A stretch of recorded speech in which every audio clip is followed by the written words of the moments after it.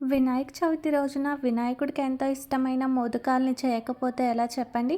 దీన్ని సింపుల్‌గా ఎలా చేసుకోవాలో చూసేయండి. స్టవ్ మీద కళాయిని పెట్టి పచ్చి కొబ్బరి తురుమును వేసి, అందులోకి బెల్లంని వేసి మొత్తాన్ని ఉడికించి పక్కన పెట్టుకోవాలి. ఇప్పుడు వేరొక స్టవ్ మీద కళాయిని పెట్టి ఒక గ్లాసు బియ్యపిండికి ఒక గ్లాసు వాటర్‌ని వేసుకొని, ఇది మరిగిన తర్వాత ఆ బియ్యపిండిని వేసి మూతను పెట్టి పూర్తిగా మగ్గనివ్వాలి.